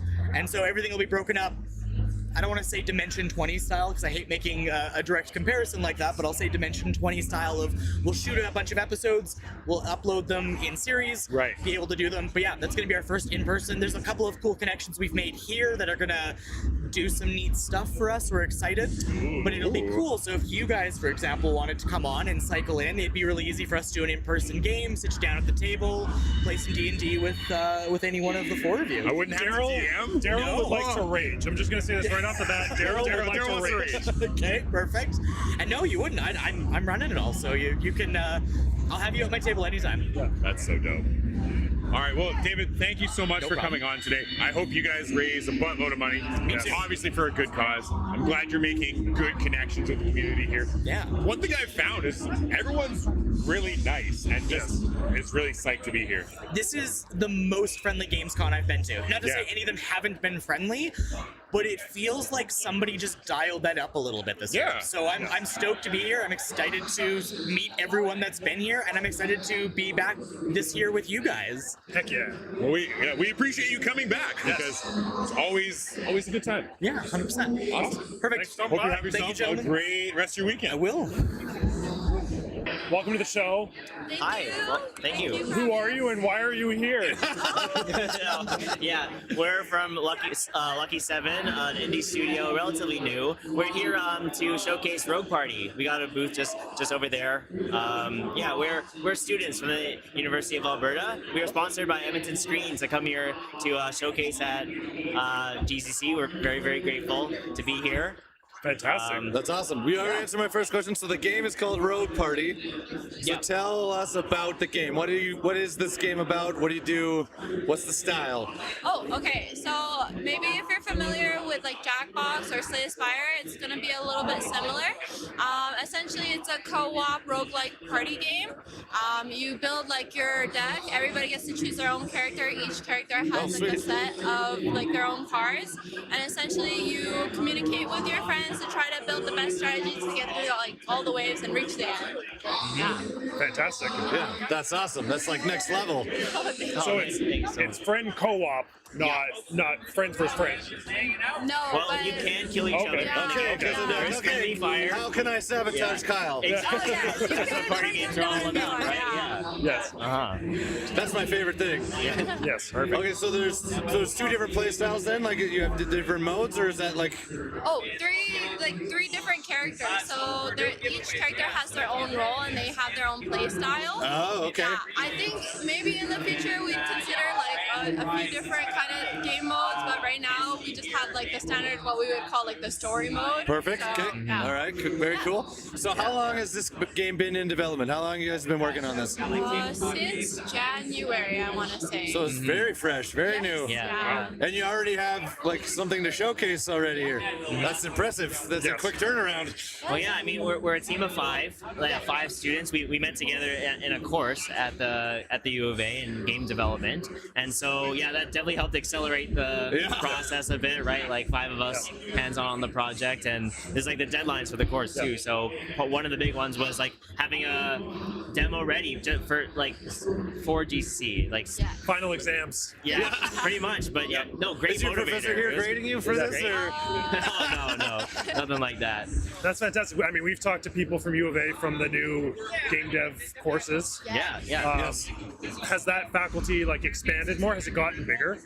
Yeah. Oh, yeah. I would say so for sure. Okay. I think like the interest in those courses is like crazy high every year. I mean, it speaks to how everyone loves game dev, and just something everyone wants to do. Yeah, totally. The teachers are super knowledgeable, and they've really helped us kind of guide us through the way to get here. So there's definitely been a lot of opportunities to help us get here. That's and fantastic. it's been a lot of fun. Yeah. So lots of people have been able to come and test out or like see your game so far? Yeah. What's the plan for like launch or anything, like final product? Do you have a timeline? Do you have anything you want to be releasing this on, or? Yeah, personally hoping to launch within 8 months. That's our plan. Wow. We're scope fairly small, and I think it's pretty reasonable to do it within that. And we already have our like vertical slice going. People I think we've got a lot of good both criticism and positive reception to it. Okay. So yeah, I feel like that's a reasonable timeline for us. Phenomenal. And so this, I remember you were mentioning, so it's more of like a Jackbox. So is this a console thing? Is this just a phone, just on phone, or is like how are we playing this game? Right now, essentially, we're gonna be trying to get it on. Well, we have it on Steam right now, so you can wish list it. Okay, but perfect. essentially, it's still not out. But one person just has to own the game, and it's gonna be whatever Steam device that you're using. So usually PC. It will be compatible with both Windows and Mac, and essentially you'll download it. Only one person has to own it, and then everybody will join. So rather, if you're playing it from like the couch or like on Discord, like you can just join up and yeah. I love that when multiplayer games share. Yes, yes. Kudos to you guys. Yeah, the players just join straight from their browser and their phone, like, just like Jackbox, like Kahoot. Sweet. Yeah. So you just go to the website, scan in with the QR code or the game room code, and then good to go. How long does like a round of a game usually take? Like, Ooh, it depends, because even with the playtesting right now, there's been we've noticed a lot of people like learning the friendly fire system real quick. So it depends on like the skill level. I want to say probably maybe 20 minutes. Okay. For the Roughly? first. Yeah, for the average game. Yeah. We're not getting into like a Monopoly, several hours of No. games. we're not playing Risk with our buddies. Yeah. Totally. That's awesome. So you can check this out on Steam. Do you have any other socials that you can recommend people to find? Yeah, Lucky Studio, Lucky 7 Studio. We're on Instagram, TikTok. We also have like a LinkedIn, a Discord. So feel free to join and connect And your with booth us. is located roughly where on Gamecon right now? To the right of the stage. Okay. Yeah. Far end. Yeah. Far end of the mega stage. Yes. Far end of the mega stage. As you come through, you have to go to the far end. So come check out Lucky 7 Studios. Check out Rogue Party. Wish list it. Yeah. Check As it out I've on heard this Steam. weekend, that's like the #1 like best thing you can do to help people out right now. Yes. Oh yeah. Wish absolutely. list Yeah. games that you are interested in. We're excited Yeah. to share our development. Yes. So Yeah. Yeah. sure. That's exciting. And Absolutely. in 8 months, like maybe we'll have the full-fledged thing. So like, good luck. Keep working hard. Yeah. Sounds like things are going really well. So We're having a lot of fun. Yeah. that is the point. Yes. And thank you guys so much for having us on. No, This thanks has for been- being here. I Thanks really for coming. appreciate it. Yeah. Awesome. Hey, Thank you. Rogue Party, check it out. Thank you. Thank you. More devs to talk to today. We've got Dave and Zoe from Our Eyes See No Evil. Now, what's the name of your studio exactly? Sure, it's called COG Studios. COG. It's like COG. Okay. Yes. COG Studios, Our Eyes See No Evil. And now this is a very unique game. So can you explain a little bit like the mechanics of it? What is it? How does it work? Sure. So our basic elevator pitch is that it's a horror game that has eye tracking. It uses a webcam to track your eyes. And in order to hide from the monster, you have to close your eyes. Okay. When you close your eyes, your sense of hearing improves and you can inspect certain sounds, go towards them while hiding from the clown that's haunting you. Oh God. Yeah, that sounds horrifying, but awesome at the same time. So where did this idea come from? Sure. So there was this game called Before Your Eyes that came out 6-7 years ago. Okay. And that's a narrative game, cute narrative game that also uses eye tracking. And their main mechanic is that whenever you blink, you fast forward to the narrative. And so we were playing that, and it's a really good game. It's one of my favorite games. But Okay. we were like, let's do that with a horror context. Let's see what that's like. Right. And so what sort of challenges have you found making a game like this? One is definitely getting players to close their eyes. We've had to rework. We've had to rework the mechanics a couple times to be like the players need a reason to do it, or else they'll just walk through the game, and you know, yeah. The entire premise of the game. Yeah. No, for sure. When you have innovative mechanics, though, like players will want to just do like the default, WASD move around. Yeah. So Of it's like course. you really need to design that in. Originally, we tried the Weeping Angels mechanic, where it's a reverse of a mechanic where you're safe if your eyes are open and unsafe if your eyes are closed. But in that case, the players are supposed to keep their eyes open for as long as possible, and that can be straining for the players. So we were like, you know what? Let's not do that. Yeah, we really didn't want to do eye strain simulator. Yeah. You get the I close my eyes, but I want to know what's happening. Like that. That's more the idea. Yeah. Yeah. Okay. Yeah. So I assume this game was probably better played with like headset on, so you got a little bit more auditory stimulus. So we've been going to cons for like the past 2 years. Okay. And the first time we got these cheap headphones and we used them, and it was a total bust. People were not having fun, and the headphones were not working at all. Not scared. Right. Not scared at all. So we had to get some noise cancelling headphones. Had to spring for some good ones. Exactly. And our concern was like, what if they just run away with the headphones, right? It's a con. People can, Yeah. you know, you never know. But it has paid off really well. People are getting jump scared regularly. But yes, noise cancelling headphones are huge. Directional audio is huge for a game. For us at conventions. Yes. For regular play, though, the headphones are good because, we have directional audio. Right. Yes. Does it have spatial audio components like your build? Yep. Yes, it has directional audio, Oh, so you sweet. can Okay. see where the audio is coming from and navigate in that direction. Phenomenal. Very So cool. How much time has been put into just the audio design of it, if a lot of it has been focused on that portion? For sure. So I am the audio designer. Okay. Right? Okay. Hey, perfect. We got the right person. I am also one of the programmers, Okay. so it's a lot of moving between tasks where sometimes we need to get a level done, right? So we have to assign tasks that way. But Right. sometimes we do have to focus on the audio. For example, a couple of days ago, I was just mixing the audio again because there were some complaints that the sounds were a bit too loud, so the game was a bit too easy. So Okay. you're like, okay, you know what? Let's experiment. Let's see what happens. You got to find the balance between making it too easy and also not making it too hard. Exactly. So it is an iterative process. We're doing it, and we'll see how the final product turns out. Great. Have you had it like with NAGIS here this weekend too? Have you had busy weekend? Have you had a bunch of meetings? Yes. So on Thursday, we had a meeting at 8:30 a.m. Yeah. I am not a morning person. I usually go to bed at 5. Oh my goodness. I had to wake up at 6. Oh boy. Thank you for being our meeting person, if not our morning person. Yeah, so, but the meetings were very productive. Okay. Right now, our main goal is to talk to marketing people. Right. Because we're not really good at marketing. Fortunately, we have received some grants in the past. We got some grants from Edmonton Arts Council, the Canada Media Fund, Edmonton Screen, who've been great to us. They're sponsoring our booth right now. Yes. So right now, our focus is getting some help with marketing. Awesome. And so do you have a roadmap for release? So we're trying. Things can get delayed, no promises. Understandable. But we're hoping to showcase our game at Steam Next Fest in October. Okay. Because Halloween, you know. Right. And then spooky games with Exactly. And then we're hoping to release our game in December. Awesome. We're also going to Gamecom Canada.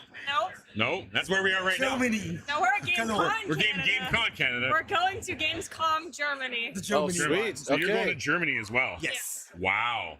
That's all thanks to Edmonton Screen. And is this your first time going to that one? We went last year. You went too. last year. Okay, How was that compared to this?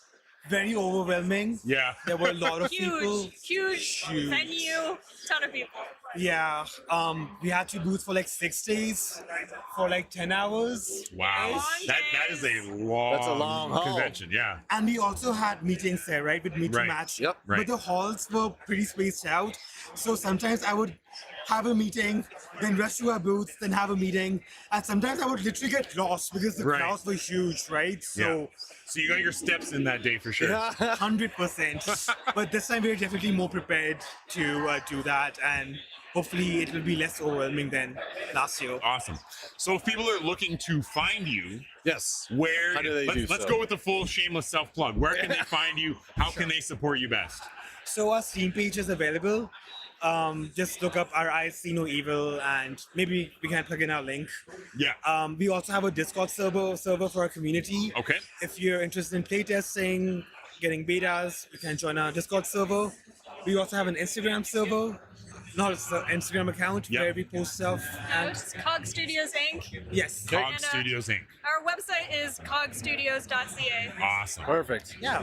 Great. Every Well, option out there. I hope you guys have a great weekend. I hope a lot of people get to see and experience your game. Totally. Well, for the most part. For the Until you have to close your eyes. See your games most of the time. Yeah. Right? have yourselves a great Gamecon, and I hope you guys find a lot of success. Yeah, thanks for having us. Awesome. Thanks for being here. Appreciate it. All right, we're back with another dev interview. Hello. We've got Jodette here from, sorry, what was your? So I'm from Daisy Chain Games. Okay. The game we're working on is called Slipstream. Okay. So tell us a little bit about it. Yeah. Give us the cliff notes. Give us the pitch. Yes. All right, so Slipstream is a racing game. You play as Bubbles, and the whole idea is that you spit little pieces of yourself to propel yourself in the opposite direction. Oh, okay. So it's a bit of a slippery game where you're trying to maintain control in this very slippery environment. Right.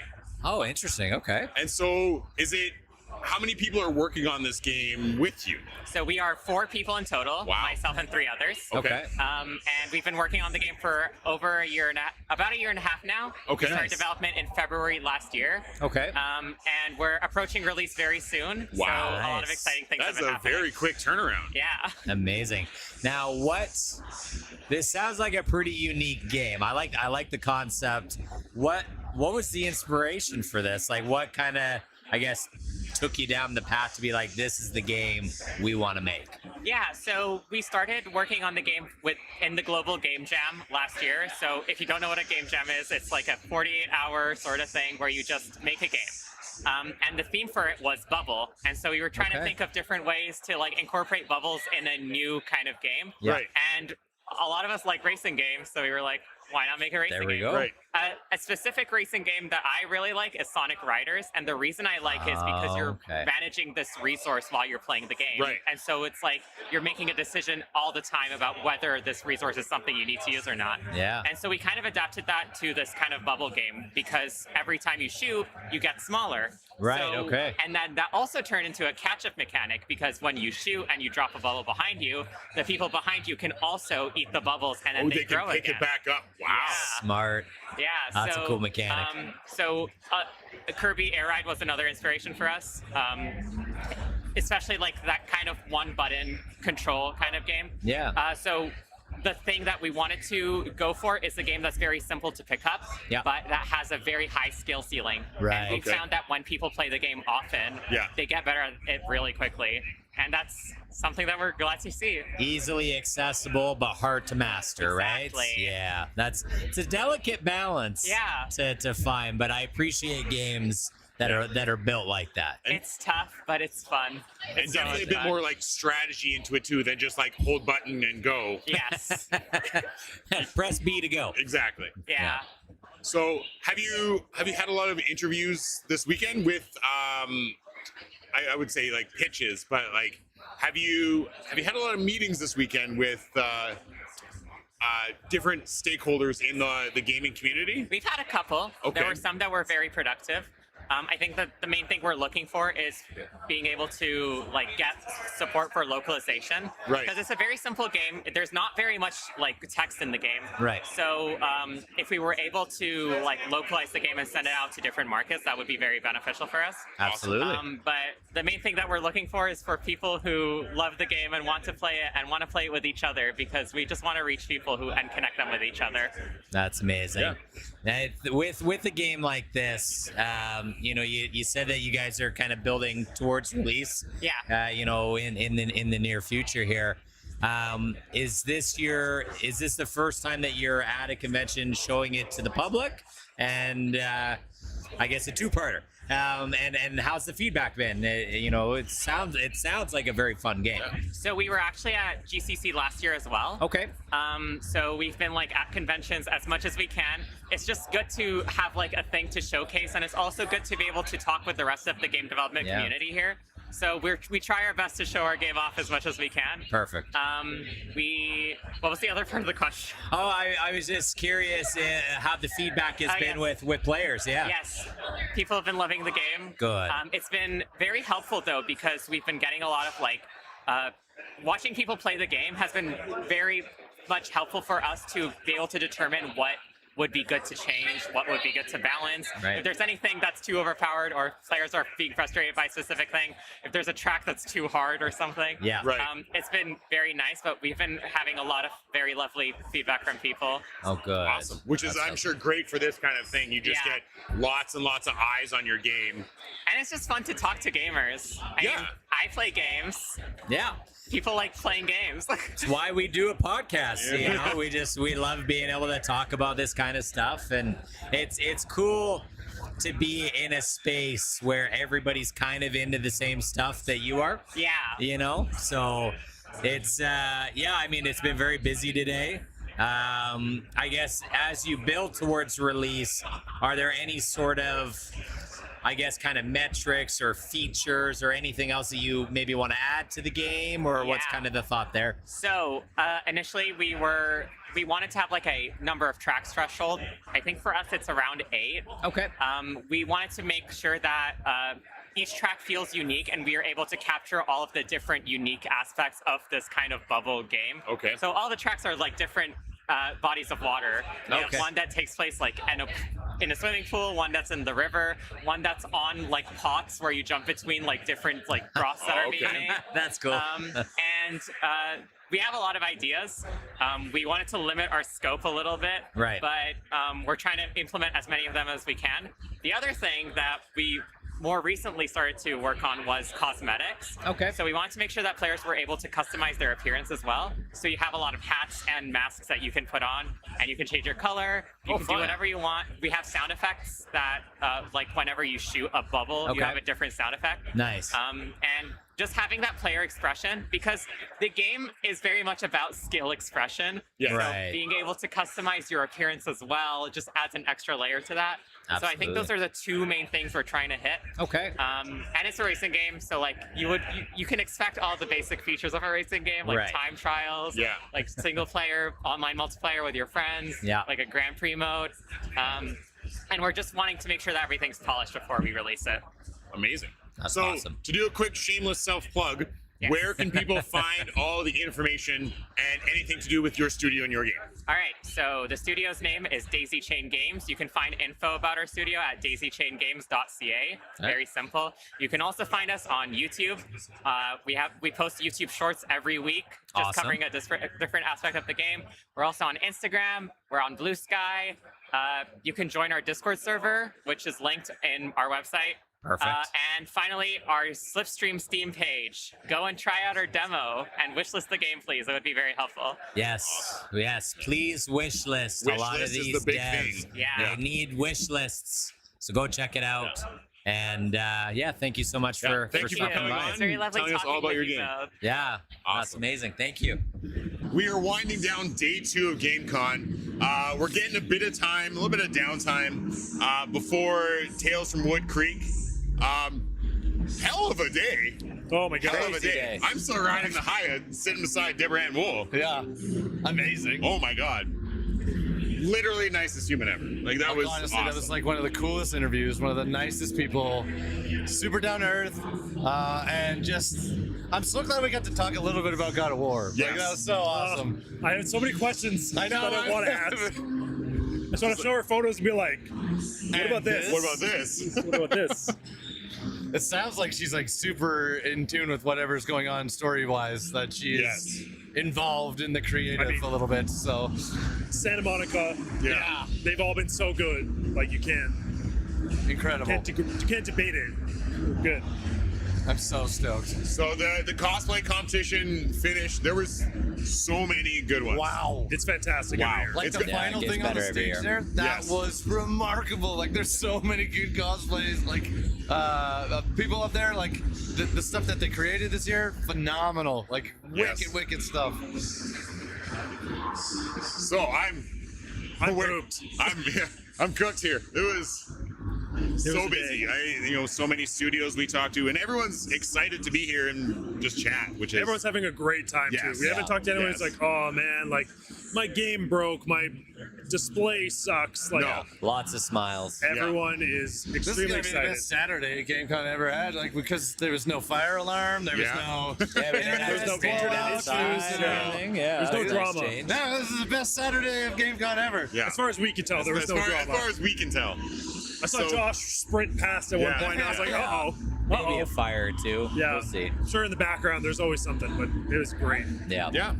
So we're going to take a little bit of downtime. The stream's going to go down, but then we're going to go take in Tales from Wood Creek. Get some videos and stuff from that. Really excited for that. Yeah, that's going to be good. Tomorrow we got a couple more interviews kind of in the fire, I think. Yeah. Tomorrow is esports day. I think so. The finals. Finals for Street Fighter. For sure, which is exciting. And I think that's up on the mega stage too. Yes. So. It is. Yeah. So That will be dope. if you've been tuning into Gamecon's Twitch, all of that'll be I believe streamed. it's also the kids cosplay parade. Tomorrow's kids cosplay. Yes. I remember last year we saw a kid that was dressed as a mimic. Yes. Yeah, it was Yeah, hilarious. that was awesome. Good kid I know. cosplays last Yes. year. So awesome. Overall, I think Saturday was good enough, guys. Good enough. Good enough. Good enough. All right. We will catch everybody tomorrow. See you tomorrow. Thanks for tuning in to this week's episode. Make sure you follow us on Instagram at GEG Podcast.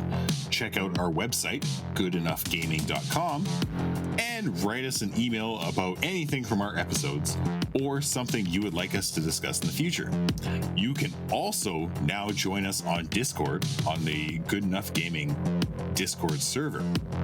We really appreciate you listening and hope you continue to join us on this epic adventure of discussing all things gaming and nerdy. Please subscribe to the Good Enough Gaming podcast on Spotify and Apple Podcasts or wherever else you listen to your podcasts, and rate us 5 stars so we can find more good enoughers in the process. Just remember, we might not be great, but we are good enough.